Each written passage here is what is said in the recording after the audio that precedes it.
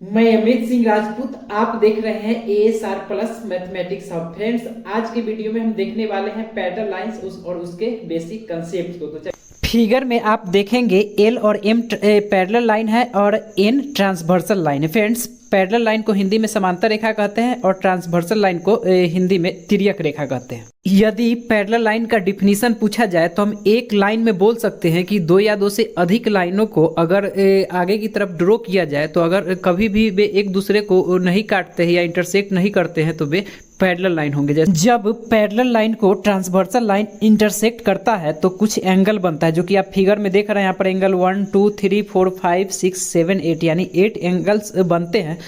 तो इसके बारे में कुछ बेसिक कंसेप्ट है जो आपको जानना जरूरी है, यानी कौन एंगल किसके बराबर होता है और किस एंगल का नाम क्या है और किस किस एंगल को ऐड करने के बाद यानी जोड़ने के बाद 180 के बराबर होता है। तो चलिए फ्रेंड्स, देखते हैं यहाँ पर कॉरेस्पॉन्डिंग एंगल्स, जिसे हिंदी में संगत कोण कहते हैं। फ्रेंड्स, संगत कोण जो होता है वह एक दूसरे के बराबर होता है। यहाँ पर आप फिगर में देखेंगे तो एंगल 1 एंगल 5 यानी एंगल 1 के कॉरेस्पॉन्डिंग एंगल 5 है, एंगल 4 के कॉरेस्पॉन्डिंग एंगल 8 है, एंगल 3 के कॉरेस्पॉन्डिंग एंगल 7 है, एंगल 2 के कॉरेस्पॉन्डिंग एंगल 6 है। यानी और देखेंगे तो ये सभी एक दूसरे के बराबर, जैसे angle 1 equal angle 5, angle 4 equal angle 8, angle 3 equal angle 7 और angle 2 equal angle 6।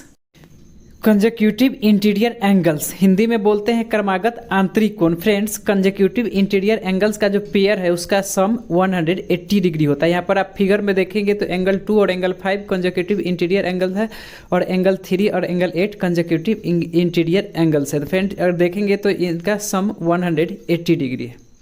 Alternate angles, Hindi में बोलते हैं एकांतर कोण। फ्रेंड्स, अल्टरनेट एंगल्स दो तरह के होते हैं, एक में अल्टरनेट इंटीरियर एंगल्स और दूसरा अल्टरनेट एक्सटीरियर एंगल्स। तो पहला हम देखते हैं alternate interior angles. Alternate interior angles को अगर हिंदी में देखा जाए तो बोलते हैं अंतः एकांतर कोण। फ्रेंड्स, अंतः एकांतर कोण यानी अल्टरनेट इंटीरियर एंगल जो होता है उसका पेयर एक दूसरे के बराबर होता है। जैसे यहाँ पर आप देखेंगे तो एंगल 3 और एंगल 5 अल्टरनेट इंटीरियर एंगल्स है और ये एक दूसरे के बराबर है। उसी तरह से एंगल 2 और एंगल 8 अल्टरनेट इंटीरियर एंगल्स है और ये एक दूसरे के बराबर है।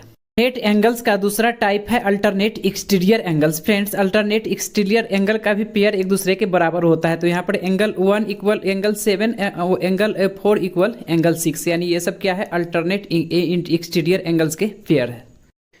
Thank you for watching my video.